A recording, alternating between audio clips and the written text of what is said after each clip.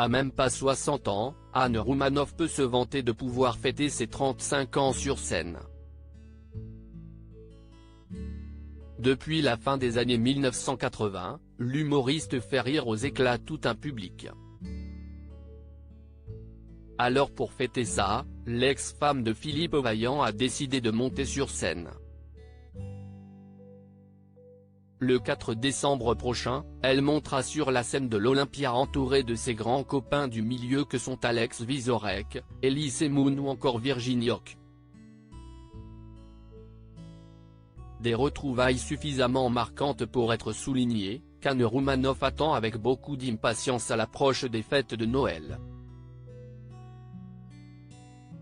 Ce jeudi 17 novembre, Anne Roumanoff était l'une des invitées de C'est à vous, présenté par Anne-Elisabeth Lemoine sur France 5. L'occasion rêvée de revenir sur ses années de carrière, sur son parcours sans faute et ses sketchs à succès, qu'elle reproduira dans quelques jours dans l'une des salles parisiennes les plus réputées. Parmi ces fameuses séquences que personne n'a oubliées, le sketch de la femme refaite, évoquant la chirurgie esthétique abusive pratiquée par une femme.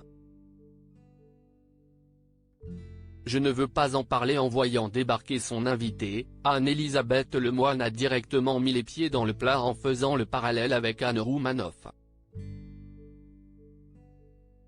Certes, la maman d'Alice, 27 ans et Marie, 20 ans ne ressemble pas à toutes les candidates de télé-réalité que l'on voit partout ou à Jocelyn Wildenstein, surnommée la femme chat en Amérique, mais elle a elle aussi eu recours à la chirurgie esthétique.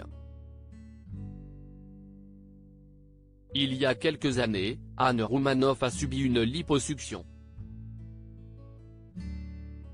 Si elle n'a pas évoqué sa fierté concernant les résultats, elle, en revanche, confirmait qu'elle ne gardait pas un super souvenir. La liposuction, vous dites, il vaut mieux arrêter de manger plutôt que de se faire liposucer, a lancé Anne-Elisabeth Lemoine à son invité. Cette dernière ne s'est pas fait prier pour répondre « J'ai fait ça, oui. Mais je ne veux pas en parler », a répondu Anne Roumanoff, le sourire gêné. Si elle ne le regrette pas, elle n'est toutefois pas certaine de recommencer un jour étant donné la douleur qu'elle a ressentie sur le moment. Ça fait très mal.